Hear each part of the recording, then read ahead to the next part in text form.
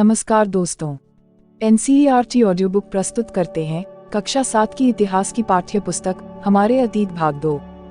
प्रस्तुत है इस पुस्तक का 8वां अध्याय, ईश्वर से अनुराग। आपने लोगों को पूजा पाठ करते अथवा भजन कीर्तन या कव्वाली गाते या चुपचाप ईश्वर के नाम का जाप करते हुए देखा होगा। आपने यह भी गौर किया होगा कि उनमें से कुछ तो इतने भाव विभोर हो जाते हैं कि उनकी आंखों में आंसू भर आते हैं। ईश्वर के प्रति ऐसा प्रेम भाव या गहरी भक्ति उन विभिन्न प्रकार के भक्ति तथा सूफी आंदोलनों की देन है जिनका 8वीं शताब्दी से उद्भव होने लगा। परमेश्वर का विचार। बड़े बड़े राज्यों के उदय होने से पहले भिन्न भिन्न समूहों के लोग अपने अपने देवी देवताओं की पूजा किया करते थे। जब लोग नगरों के विकास और व्यापार तथा साम्राज्यों के माध्यम से एक साथ आते गए, तब नए नए विचार विकसित होने लगे। यह बात व्यापक रूप से स्वीकार की जाने लगी कि सभी जीवधारी अच्छे तथा बुरे कर्म करते हुए जीवन मरण और पुनर्जीवन के अनंत चक्रों से गुजरते हैं। इसी प्रकार यह विचार भी गहरे बैठ गया था कि सभी व्यक्ति जन्म के समय भी एक बराबर नहीं होते हैं। यह मान्यता कि सामाजिक विशेषाधिकार किसी उच्च परिवार अथवा ऊंची जाति में पैदा होने के कारण मिलते हैं, कई पांडित्यपूर्ण ग्रंथों का विषय था। अनेक लोग ऐसे विचारों के कारण बेचैन थे, इसलिए वे बुद्ध तथा जैनों के उपदेशों की ओर उन्मुख हुए, जिनके अनुसार व्यक्तिगत प्रयासों से सामाजिक अंतरों को दूर किया जा सकता है और पुनर्जन्म के चक्र से छुटकारा पाया जा सकता है। कुछ अन्य लोग परमेश्वर संबंधी इस विचार से आकर्षित हुए कि यदि मनुष्य भक्तिभाव से परमेश्वर की शरण में जाए तो परमेश्वर व्यक्ति को इस बंधन से मुक्त कर सकता है। श्रीमद् भगवद गीता में व्यक्त यह विचार सामान्य सन ईस्वी सन की प्रारंभिक शताब्दियों में लोकप्रिय हो गया था। विशद धार्मिक अनुष्ठानों के माध्यम से शिव, विष्णु तथा दुर्गा को परम देवी देवताओं के रूप में पूजा जाने लगा। साथ साथ भिन्न भिन्न क्षेत्रों में पूजे जाने वाले देवों एवं देवियों को शिव, विष्णु या दुर्गा का रूप माना जाने लगा। इसी प्रक्रिया में स्थानीय मिथक तथा किस्से कहानियां पौराणिक कथाओं के अंग बन गए। पुराणों में पूजा की जिन पद्धतियों की अनुशंसा की गई थी, उन्हें स्थानीय पंथों में भी अपनाया जाने लगा। आगे चलकर पुराणों में भी इस बात का उल्लेख किया गया है कि भक्त भले ही किसी भी जाति पांति का हो, वह सच्ची भक्ति से ईश्वर की कृपा प्राप्त कर सकता है। भक्ति की विचारधारा इतनी अधिक लोकप्रिय हो गई कि बौद्धों और जैन मतावलंबियों ने भी इन विश्वासों को अपना लिया। दक्षिण भारत में भक्ति का एक नया प्रकार, नयनार और अलवार।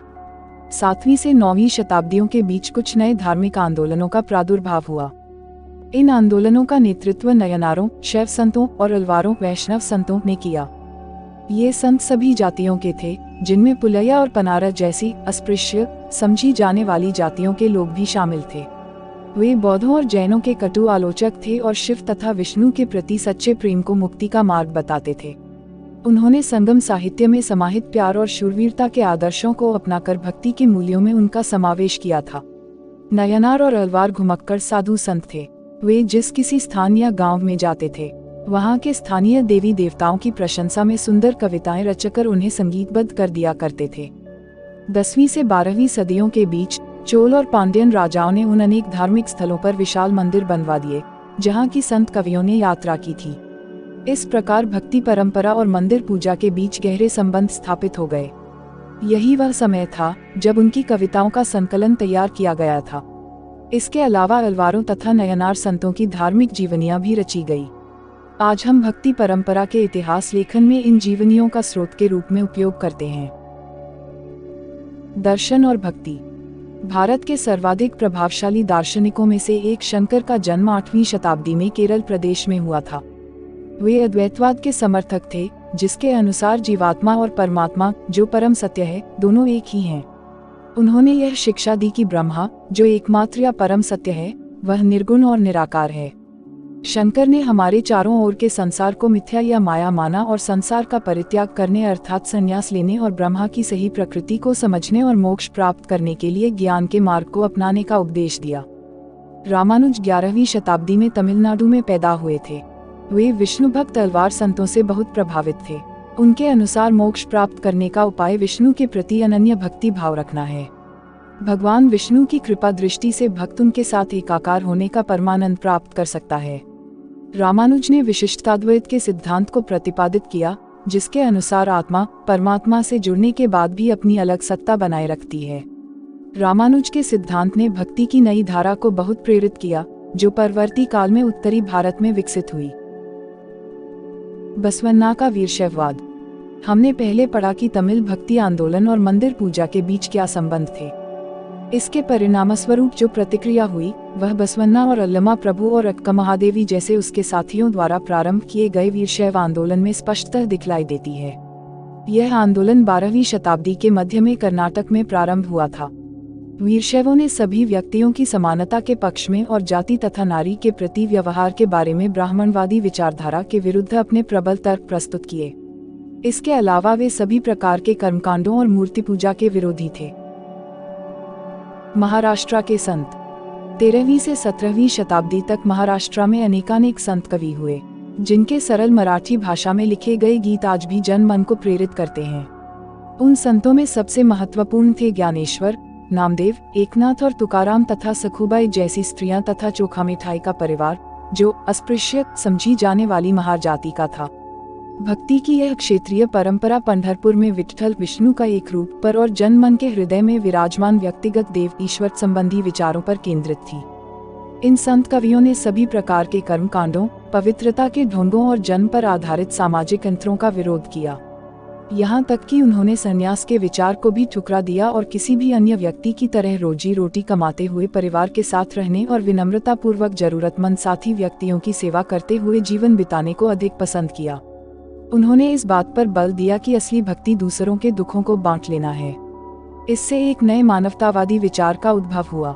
जैसा कि सुप्रसिद्ध गुजराती संत नरसिंह मेहता ने कहा था, वैष्णव जन तो तेने कहिए पीर पराई जाने रे। नाथपंथी सिद्ध और योगी। इस काल में अनेक ऐसे धार्मिक समूह उभरे जिन्होंने साधारण तर्क वितर्क का सहारा लेकर रूढ़िवादी धर्म के कर्मकांडों और अन्य बनावटी पहलुओं तथा समाज व्यवस्था की आलोचना की। उनमें नाथपंथी, सिद्धाचार और योगी जन उल्लेखनीय हैं। उन्होंने संसार का परित्याग करने का समर्थन किया। उनके विचार से निराकार परम सत्य का चिंतन मनन और उसके साथ एक हो जाने की अनुभूति ही मोक्ष का मार्ग है। इसके लिए उन्होंने योगासन, प्राणायाम और चिंतन मनन जैसी क्रियाओं के माध्यम से मन एवं शरीर को कठोर प्रशिक्षण देने की आवश्यकता पर बल दिया। ये समूह खासतौर पर नीची कही जाने वाली जातियों में बहुत लोकप्रिय हुए। उनके द्वारा की गई रूढ़िवादी धर्म की आलोचना ने भक्तिमार्गीय धर्म के लिए आधार तैयार किया, जो आगे चलकर उत्तरी भारत में लोकप्रिय शक्ति बना। इस्लाम और सूफी मत। संतों और सूफियों में बहुत अधिक समानता थी, यहाँ तक कि यह भी माना जाता है कि उन्होंने आपस में कई विचारों का आदान प्रदान किया और उन्हें अपनाया। सूफी मुसलमान रहस्यवादी थे। वे धर्म के बाहरी आडंबरों को अस्वीकार करते हुए ईश्वर के प्रति प्रेम और भक्ति तथा सभी मनुष्यों के प्रति दयाभाव रखने पर बल देते थे। इस्लाम ने एकेश्वरवाद यानी एक अल्लाह के प्रति पूर्ण समर्पण का दृढ़ता से प्रचार किया। 8वीं और 9वीं शताब्दी में धार्मिक विद्वानों ने पवित्र कानून, शरिया और इस्लामिक धर्मशास्त्र के विभिन्न पहलुओं को विकसित किया। इस्लाम धीरे धीरे और जटिल होता गया, जबकि सूफियों ने एक अलग रास्ता दिखाया जो ईश्वर के प्रति व्यक्तिगत समर्पण पर बल दिया। सूफी लोगों ने मुस्लिम धार्मिक विद्वानों द्वारा निर्धारित विशद कर्मकांड और आचार संहिता को बहुत कुछ अस्वीकार कर दिया। वे ईश्वर के साथ ठीक उसी प्रकार जुड़े रहना चाहते थे जिस प्रकार एक प्रेमी दुनिया की परवाह किए बिना अपनी प्रियतमा के साथ जुड़े रहना चाहता है। संत कवियों की तरह सूफी लोग भी अपनी भावनाओं को व्यक्त करने के लिए काव्य रचना किया करते थे। गद्य में एक विस्तृत साहित्य तथा कई किस्से कहानियां इन सूफी संतों के इर्द गिर्द विकसित हुई। मध्य एशिया के महान सूफी संतों में गजाली, रूमी और सादी के नाम उल्लेखनीय हैं। नाथपंथियों, सिद्धों और योगियों की तरह सूफी भी यही मानते थे कि दुनिया के प्रति अलग नजरिया अपनाने के लिए दिल को सिखाया पढ़ाया जा सकता है। उन्होंने किसी औलिया या पीर की देखरेख में जिक्र नाम का जाप चिंतन, समा, गाना, रक्स, नृत्य, नीति चर्चा, सांस पर नियंत्रण आदि के जरिए प्रशिक्षण की विस्तृत रीतियों का विकास किया। इस प्रकार आध्यात्मिक सूफी उस्तादों की पीढ़ियों, सिलसिलाओं का प्रादुर्भाव हुआ। इनमें से हर एक सिलसिला निर्देशों व धार्मिक क्रियाओं का थोड़ा बहुत अलग तरीका अपनाती थी। 11वीं शताब्दी से अनेक सूफी जन मध्य एशिया से आकर हिंदुस्तान में बसने लगे थे। दिल्ली सल्तनत की स्थापना के साथ यह प्रक्रिया उस समय और भी मजबूत हो गई, जब उपमहाद्वीप में सर्वत्र बड़े बड़े अनेक सूफी केंद्र विकसित हो गए। चिश्ती सिलसिला इन सभी सिलसिलों में सबसे अधिक प्रभावशाली था। इसमें औलियाओं की एक लंबी परंपरा थी, जैसे अजमेर के ख्वाजा मुइनुद्दीन चिश्ती, दिल्ली के कुतुबुद्दीन बख्तियार काकी, पंजाब के बाबा फरीद, दिल्ली के ख्वाजा निजामुद्दीन औलिया और गुलबर्ग के बंदानवाज गिसुद्राज।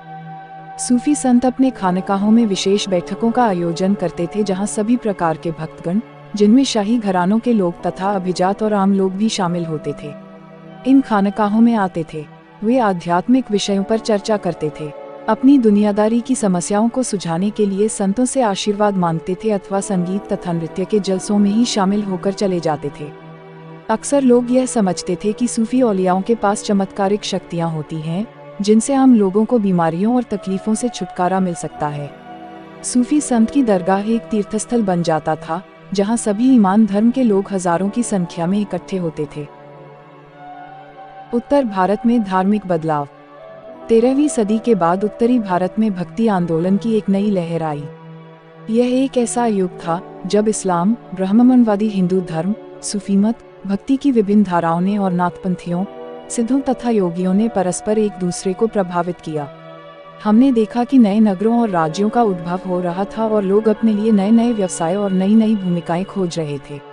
ऐसे लोग विशेष रूप से शिल्पी, कृषक, व्यापारी और मजदूर इन नए संतों के विचारों को सुनने के लिए इकट्ठे हो जाते थे। फिर वे उनका प्रचार करते थे। उनमें से कबीर और बाबा गुरु नानक जैसे कुछ संतों ने सभी आडंबरपूर्ण रूढ़िवादी धर्मों को अस्वीकार कर दिया। तुलसीदास और सूरदास जैसे कुछ अन्य संतों ने उस समय विद्यमान विश्वासों तथा पद्धतियों को स्वीकार करते हुए उन्हें सबकी पहुंच में लाने का प्रयत्न किया। तुलसीदास ने ईश्वर को राम के रूप में धारण किया। अवधि में लिखी गई तुलसीदास की रचना रामचरितमानस उनके भक्ति भाव की अभिव्यक्ति और साहित्यिक कृति दोनों ही दृष्टियों से महत्वपूर्ण है। सूरदास श्री कृष्ण के अनन्य भक्त थे। उनकी रचनाएं सुरसागर, सुरसारावली और साहित्य लहरी में संग्रहित हैं एवं उनके भक्ति भाव को अभिव्यक्त करती हैं। असम के शंकरदेव परवर्ती 15वीं शताब्दी, जो इन्हीं के समकालीन थे, ने विष्णु की भक्ति पर बल दिया और असमिया भाषा में कविताएं तथा नाटक लिखे। उन्होंने ही नामघर, कविता पाठ और प्रार्थना गृह स्थापित करने की पद्धति चलाई, जो आज तक चल रही है। इस परंपरा में दादू दयाल, रविदास और मीराबाई जैसे संत भी शामिल थे। मीराबाई एक राजपूत राजकुमारी थी जिनका विवाह 16वीं शताब्दी में मेवाड़ के एक राजसी घराने में हुआ था। मीराबाई, रविदास, जो अस्पृश्य जाति के माने जाते थे, की अनुयायी बन गई। वे कृष्ण के प्रति समर्पित थीं और उन्होंने अपने गहरे भक्ति भाव को कई भजनों में अभिव्यक्त किया है। उनके गीतों ने उच्च जातियों के रीतियों नियमों को खुली चुनौती दी तथा ये गीत राजस्थान व गुजरात के जनसाधारण में बहुत लोकप्रिय हुए। इन संतों में से अधिकांश का विशिष्ट अभिलक्षण यह है कि इनकी कृतियां क्षेत्रीय भाषाओं में रची गई और इन्हें आसानी से गाया जा सकता था। इसलिए ये बेहद लोकप्रिय हुई और पीढ़ी दर पीढ़ी मौखिक रूप से चलती रहीं। प्रायः इन गीतों के प्रसारण में सर्वाधिक निर्धन, सर्वाधिक वंचित समुदाय और महिलाओं की भूमिका रही है। प्रसारण की इस प्रक्रिया में ये सभी लोग अक्सर अपने अनुभव भी जोड़ देते थे। इस तरह आज मिलने वाले गीत संतों की रचनाएं तो हैं ही, साथ साथ उन पीढ़ियों के लोगों की रचनाएं मानी जा सकती हैं जो उन्हें गाया करते थे। वे हमारी जीती जागती जन संस्कृति का अंग बन गई हैं। कबीर, नजदीक से एक नज़र। कबीर संभवतः 15वीं-16वीं सदी में हुए थे। वे एक अत्यधिक प्रभावशाली संत थे। उनका पालन पोषण बनारस में या उसके आसपास के एक मुसलमान जुलाहा यानी बुनकर परिवार में हुआ था। उनके जीवन के बारे में हमारे पास बहुत कम विश्वसनीय जानकारी है। हमें उनके विचारों की जानकारी उनकी साखियों और पदों के विशाल संग्रह से मिलती है, जिनके बारे में यह कहा जाता है कि इनकी रचना तो कबीर ने की थी, परंतु ये घुमंतू भजन गायकों द्वारा गाए जाते थे। इनमें से कुछ भजन गुरु ग्रंथ साहब, पंचवाणी और बीजक में संग्रहित एवं सुरक्षित हैं। कबीर के उपदेश प्रमुख धार्मिक परंपराओं की पूर्ण एवं प्रचंड स्वीकृति पर आधारित थे। उनके उपदेशों में ब्राह्मणवादी हिंदू धर्म और इस्लाम दोनों की बाह्य आडंबरपूर्ण पूजा के सभी रूपों का मजाक उड़ाया गया है। उनके काव्य की भाषा बोलचाल की हिंदी थी, जो आम आदमियों द्वारा आसानी से समझी जा सकती थी। उन्होंने कभी कभी रहस्यमयी भाषा का भी प्रयोग किया, जिसे समझना कठिन होता है। कबीर निराकार परमेश्वर में विश्वास रखते थे। उन्होंने यह उपदेश दिया कि भक्ति के माध्यम से ही मोक्ष यानी मुक्ति प्राप्त हो सकती है। हिंदू तथा मुसलमान दोनों लोग उनके अनुयायी हो गए। बाबा गुरु नानक, नजदीक से एक नज़र। कबीर की अपेक्षा बाबा गुरु नानक 1469 से 1539 के बारे में हम कहीं अधिक जानते हैं। तलवंडी, पाकिस्तान में ननकाना साहब में जन्म लेने वाले बाबा गुरु नानक ने करतारपुर में एक केंद्र स्थापित करने से पहले कई यात्राएं की। उन्होंने अपने अनुयायियों के लिए करतारपुर में एक नियमित उपासना पद्धति अपनाई, जिसके अंतर्गत उन्हीं के शब्दों भजनों को गाया जाता था। उनके अनुयायी अपने अपने पहले धर्म या जाति अथवा लिंग भेद को नजरअंदाज करके एक सांझी रसोई में इकट्ठे खाते पीते थे। इसे लंगर कहा जाता था। बाबा गुरु नानक ने उपासना और धार्मिक कार्यों के लिए जो जगह नियुक्त की थी उसे धर्मसाल कहा गया। आज इसे गुरुद्वारा कहते हैं। 1539 में अपनी मृत्यु के पूर्व बाबा गुरु नानक ने एक अनुयायी को अपना उत्तराधिकारी चुना। इनका नाम लहना था, लेकिन ये गुरु अंगद के नाम से जाने गए।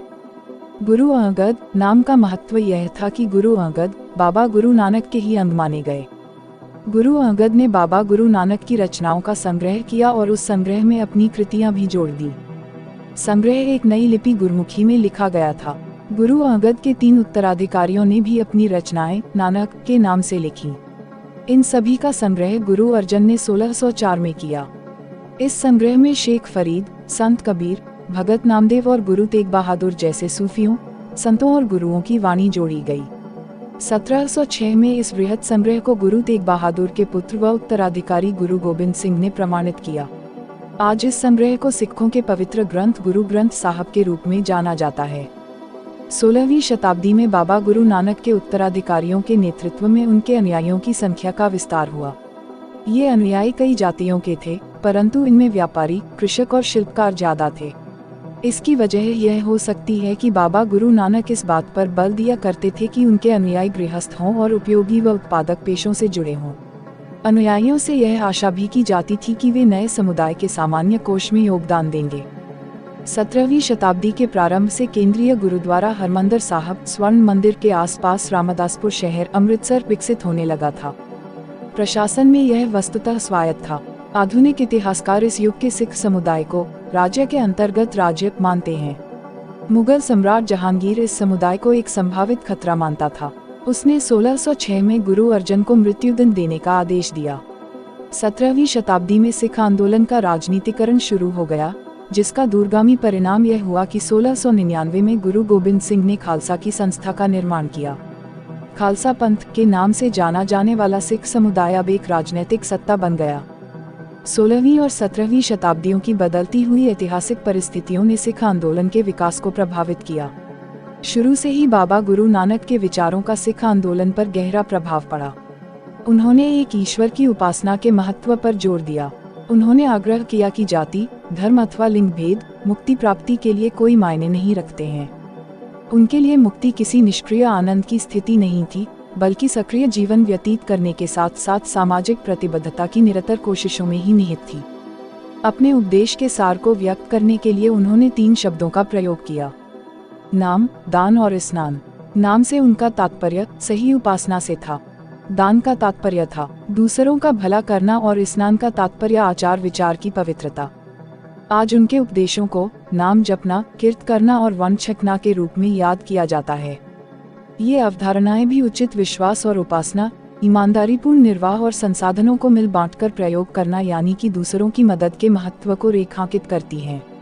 इस तरह बाबा गुरु नानक के समानता के विचारों के सामाजिक राजनीतिक मायने थे। शायद इसी बात से हमें बाबा गुरु नानक और उनके अनुयायियों के इतिहास और कबीर, रविदास एवं दादू जैसे संतों और उनके अनुयायियों, जिनके विचार बाबा गुरु नानक के विचारों के काफी करीब थे, के इतिहास में फर्क को समझने में मदद मिलती है। हमारी पाठ्य पुस्तक का 8वां अध्याय यहाँ समाप्त होता है। आपसे अनुरोध है कि इस ऑडियो बुक को ज़्यादा से ज़्यादा शेयर करें। इस ऑडियो बुक से संबंधित यदि कोई शिकायत या सुझाव हो तो आप हमें कमेंट बॉक्स में जरूर लिखें। आपकी प्रतिक्रिया हमारे लिए अति महत्वपूर्ण है, ताकि हम आपके लिए इस ऑडियो बुक को और भी बेहतर बना सकें। अब हम आपसे मिलेंगे इसी पाठ्य पुस्तक के अगले अध्याय में। तब तक के लिए खुश रहिए, मस्त रहिए और खूब मन लगाकर पढ़ाई कीजिए। जय हिंद, जय भारत।